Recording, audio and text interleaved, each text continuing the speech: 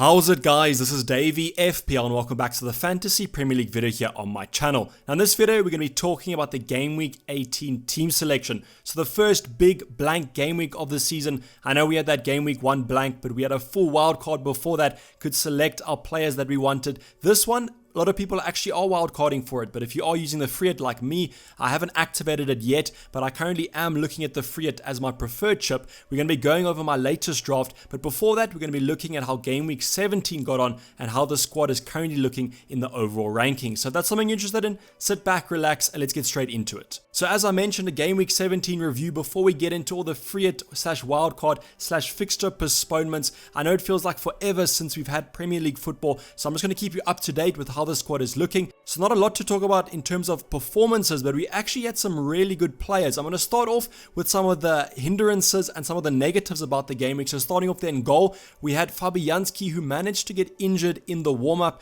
to his fixture. If you remember correctly, they did play Everton, so it was actually quite a tough game to get a clean sheet. So I was monitoring that game on my phone through OneFootball, continued updating the stats and what was happening in the game. And when the final whistle blew, I was celebrating there. I was like, I've got a double clean sheet from Fabianski and Soufal. I was so happy.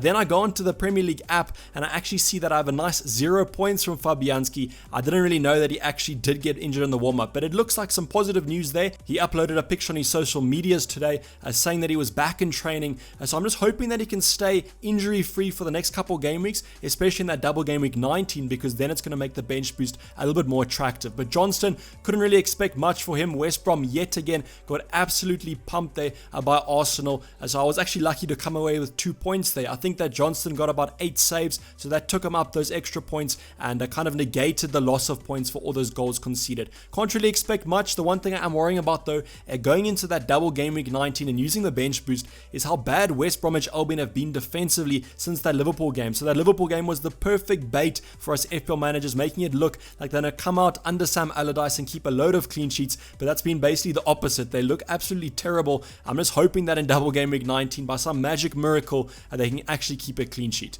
I'm going to be talking next about the Leeds game because we have 3 players here, Dallas, Rafinha and Bamford. So I was expecting a little bit out of that Leeds game, but they were playing Spurs, which you consider to be quite a tough game.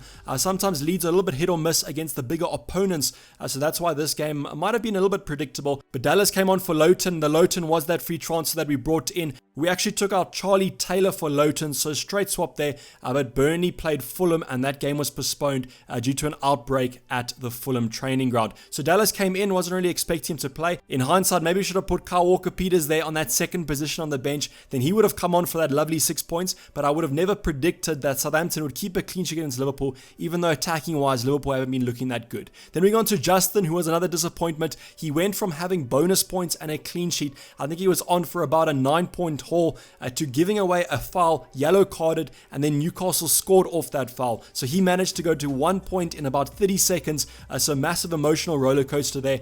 So he only returned 1 point, and then I've already spoken about Soufal. I put in a good shift against Everton there. West Ham are looking good defensively, so really happy that I have a double up, just hoping for not too much rotation that double game week 19 with Soufal. The rest of the midfield, we got Fernandes, who performed really well, looks to be such a consistent asset this whole FPL season, so he really looks like a good option that I'll be keeping from now to the end of the season. I might even have to consider him as a captaincy option even in the tougher opponents fixtures, because he simply is just returning. We have Salah there with 2 points, another disappointment. Not going to talk too much about Liverpool because I'm going to get quite angry with that result against Southampton, but Southampton played really well. We'll go on to Son, our captain now, and also talk about Harry Kane. So really happy that I managed to wildcard these 2 players in. And when a lot of people are talking about that Game Week 16 wildcard, you must remember before Game Week 16 I had no Spurs assets, so I'm actually considering wildcarding late a success in my own team because I managed to bring in Son and Kane for this fixture, and they both returned similarly. I'm just happy that I captained Son because he returned more points,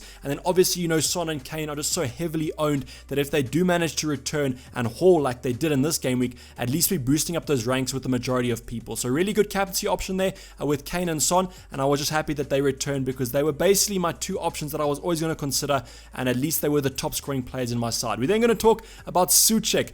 You might say I was mighty lucky with this one, and I will admit it. Jay Adams there with a concussion. Southampton following the procedure there of having him out for a couple of days. So Souček came in for Adams, but I had to wait until Monday night for that news. Obviously wishing Che Adams a recovery there, but for our own FPL sides, and managed to bring on 11 points, which are always going to be welcome there. So Suchek, he was our first player on the bench, but he came on, but Dallas also came on, so not too much of a predicament there on my benching order. And then Bamford, we've already spoken about with that Leeds team. So not much to talk about on the bench. Obviously with that Kyle Walker-Peters, it's all hindsight there, can't really play. What I'm hoping is that Che Adams manages to return to fitness, which I think he will be expected to, and also Fabianski, because that makes our Game Week 19 bench boost just a little bit sweeter. So I wanted to give you guys an update on the fixture postponements and basically the situation that we're currently in. So I'm recording this on Sunday evening, so I'll be releasing this video straight after I edit it, so fresh off the press there. But with the fixture postponements right now, it isn't official that the Aston Villa versus Spurs game is going to be postponed, but if you do recall, their Aston Villa had an outbreak at their training ground as well, and it seems like the majority of their starting 11 and their first team is going to be out in isolation. Now they could have another test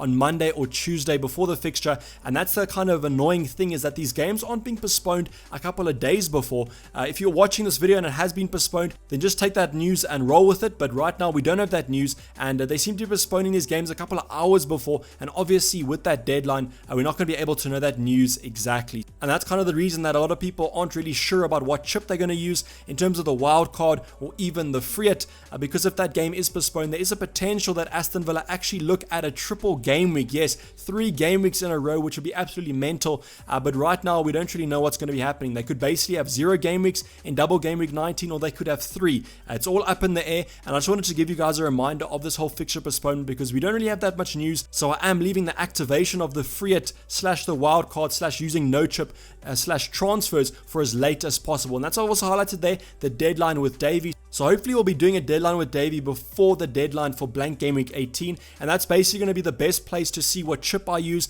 I can't really see myself using the free hit or activating it, or using the wildcard and activating it before we get a little bit more news, or basically I have to. So if push comes to shove and we do reach the deadline, I probably will free it with the current news that we do have, because I basically have no players going into blank game week 18, so I basically have to use a chip, and the free hit just looks a little bit more attractive to my strategy with the bench boost going into double game week 19. So this is just a reminder. Hopefully I do check you guys over on the Deadline with Dayvy live stream. So this is the current free hit draft that I currently made. As I mentioned, I am recording this on Sunday evening, so if there are some price rises, just remember those, and because I'm recording this a little bit earlier, maybe I didn't take those into account, but in the bank I had 0.0 million, so if any of these players do rise in price, I will have to make some adjustments. I'll be talking about basically every position here, because I think it is important that we do consider some alternatives. So starting off in goal, I've opted for Man United's keeper De Gea, and the reason I've gone for this is because De Gea and Yedlin are a lot cheaper than say Darlow and Wan-Bissaka / Maguire. So that's why I've opted for this.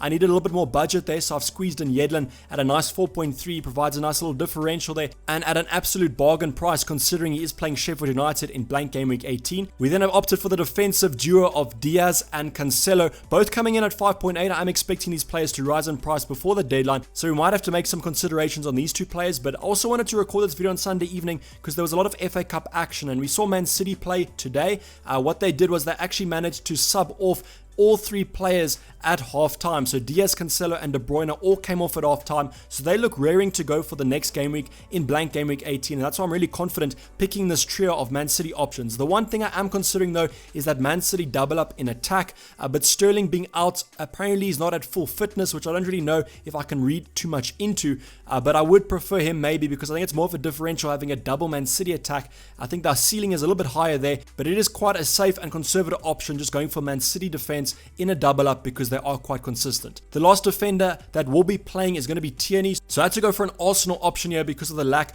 of that Aston Villa and Spurs game. I'll be talking about that a little bit later on when I cover Son, but I've gone for Tierney here as I think Arsenal are playing a lot better recently, and from a defensive point of view he loves getting forward, so that's why Tierney slots in here. Already spoken about Yedlin, just a nice cheap option. Going to the rest of the midfield, we've got Fernandes, who I think is essential for blank game week 18 because he's just such a consistent option, and then we also opted for Saka and Berkey as budget budget options. So the thing with Berkey is that he does play out of position. He is a midfielder, but he likes to play in the forward position. Now, he is a little bit of a rotation risk, but after scoring in the FA Cup, I think he is there with a shout of starting in that starting 11 against Newcastle. And then maybe if he has to come off the bench, that's perfectly fine. So now going on to the whole Aston Villa and Spurs debates, I've opted for one asset here from Spurs right now because I think it offers a little bit more flexibility. Now, if Aston Villa and Spurs, we get news of it being postponed, I will 100% take Son out because he's eating a lot of our budget. But I think if we don't get news of that postponement, I'm willing to bring Son in here because of the lack of fixtures in blank game week 18. So not that many teams here. I think it's worth the risk of keeping Son in. I'm not going to be going for Kane and Son because I think that's a little bit too risky. But with the budget here, not many teams that are premium as I spoke about, and I've gone for triple ups in most of the premium sides. So fitting in Son is not too much of a problem, and I will take him out if that fixture is postponed. Going on to the front line, we've gone for Martial, Wilson, and Lacazette. So Martial was rested in that FA Cup game, so I'm really confident that he does start. And then with Wilson, although Newcastle haven't been great going forward, they are playing Sheffield United, who are atrocious. So I'm hoping that Wilson can maybe get a couple of points here for our free hit squad. And then finally Lacazette, which could be an absolute trap, but I do prefer Lacazette currently to Aubameyang because I think Aubameyang has shifted out wide. I don't like his points returns from that position, and Lacazette down the middle is definitely an attractive option at 8.3. So currently a lot cheaper than Aubameyang, so that's why he slots in here. And after all, it is just a free hit side, so I'm going to take a 1 week punt here. I'm not going to keep Lacazette forever, and just hoping that he can put in a good performance against Crystal Palace. So this is the current free hit draft. I yet again have not activated the free hit or any other chip. I'm waiting for as long as possible. Going to delay that decision so that we get as much news as possible, and then hopefully in the Dayline with Dayvy stream we can cover our final chip strategy. So this is basically a wrap up the video, guys. Hopefully you did enjoy it. Please don't forget to like it if you did, and subscribe if you have not subscribed yet. I'll be checking you guys in the Dayline with Dayvy live streams. Hopefully you guys are there, and I'm going to be signing off. This has been Dayvy FPL, and I'm out. Cheers, bye.